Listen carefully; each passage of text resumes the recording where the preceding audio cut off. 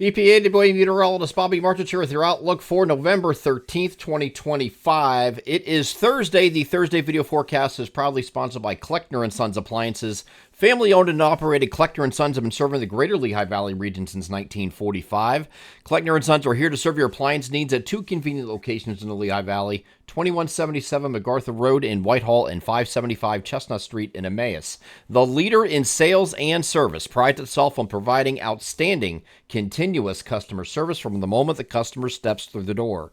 Kleckner's provides a wide range of name-brand appliances and parts to target all of your appliance needs. They also offer professional delivery and installation options as well as repair services performed by in-house qualified technicians. From kitchen renovations to small specialty appliances to a new laundry repair, Kleckner's has you covered. For more information or inquiries, please contact one of their showroom locations or check out their website at klecknerandsons.com or give them a call at the phone number above me here in the video, 610-433-4202. Experience the small business difference for yourself. Shop at Kleckner & Sons Appliances, proud sponsor of the Thursday video forecast. So today we have another seasonably cool day. Temperatures in the upper 40s to lower 50s across the region. We had this departing low that was over New York State and heading eastward yesterday, but there's a little bit of a trough that's with this, that's associated with it. So the far northern areas could have maybe a stray rain or snow shower today, depending on where you're at. It's going to be elevation dependent, and it might even fall as snow and then not really be doing anything, right? That's going to be our far northern areas nearest the Pennsylvania-New York border. The rest of you, mix of sun and clouds today, and it will be breezy again. Unfortunately, because of the position of this trough, we have a low-level jet that's running across our southern regions. This is at the 10,000-foot level. If I move this down to 925 millibars, which is about 2,500 feet or thereabout, 2,400 feet, we have this. So you can see where the jet is going, and it's right over these same areas for the last couple of days. I know you're probably getting sick of the wind, but this is the season for this. We get a lot of these clashes between colder air masses, and it's usually with cold air advection. Colder air masses and warmer air masses, and that's where you get these the wind channeling in here. So we are going to today have some breezy conditions, not overly windy, but breezy, and breezier than it was yesterday. And here's where you can see as we go through the day here. This is late morning. So it's the same thing like the other days. It's like 10 a.m. to 4 p.m. is the worst window. But you see some peak gusts in here that are getting into the lower 30s, actually, in all these areas right in here, right along where that low-level jet is, a 30 to 35 mile per hour range there. But further north, you're not going to get quite as high. You're more like 25 to 30 in those particular areas. So we have that going again today. Again, 10 a.m. to 4 p.m. is the most prominent time frame for that to occur, and then we hit the evening, it starts to diminish, and it continues to diminish throughout the evening to basically nothing. And here's those rain/snow showers. It's going to show blue on here because it's trying to simulate what the radar precipitation type is, but the problem is ground temperatures are probably going to be too warm unless this stuff comes in early enough in the morning. You get these few spits here.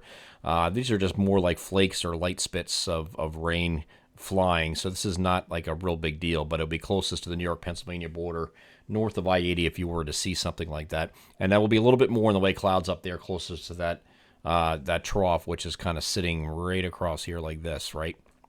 So closest to that axis is where you're getting the opportunity for a stray shower, rain, or snow, okay? Now, it won't amount to anything, though, and we move this out of here on Friday, so the winds are going to calm down. We're going to be partly cloudy again, a little bit more clouds again still, because this is still kind of lingering here. It's still like right here, right? It's still sitting there. So no precipitation with it most likely on Friday, but you have a little bit more clouds north and less clouds south, okay? That's what we're dealing with on Friday. Temperature is going to be very similar. 47 to 54 is the temperature spread tomorrow. They're going to be similar again on Saturday. These next couple days are about the same. And then when we get to Saturday, we have a warm front that's going to be approaching the region that's going to be initially bringing some showers with that warm front on Saturday evening. And then the trailing cold front is going to move through late overnight and early Sunday morning, okay? So this is not a lot of precipitation. This area low pressure is driving. You got a warm front here. Cold front's back here. You get a little bit of a warm sector, so it's a little bit milder here on Sunday. But as soon as this front passes, we have cold air advection wind coming back in for Sunday. So it's going to be windy on Sunday, and that's going to continue right into Monday with these pressure gradient winds. Pressure gradient still pretty tightly close together, and that's because you have a very strong 977 millibar low up here, and then you have a big sprawling high pressure that's sitting out here trying to come in. And the pressure gradient between the two is going to get these black lines pretty close to each other. So we're going to get some pressure gradient wind in the Sunday, Monday timeframe to escort in cold air advection-related wind gusts. So we're not done with the wind after today. We're dealing with it again Sunday and again on Monday. I think Monday's more like breezy, though. Sunday is going to be the worst day as far as in the wake of this. Once this front moves through, you see how tight these black lines are. Those are lines of equal pressure, and the closer they are, the windier it gets. So that's going to be Sunday as soon as the front clears. I don't expect this to last. This is looking at early afternoon. You might have a leftover shower in our southeastern areas in the morning. I think the interior should be dry, though. Or at least, any clouds giving way to sun here in the afternoon. Partly cloudy and breezy on Monday, and then Tuesday we have another weak system that's moving off to our south. Very weak here, though. Might result in a few evening showers in our southern areas as this slides on by.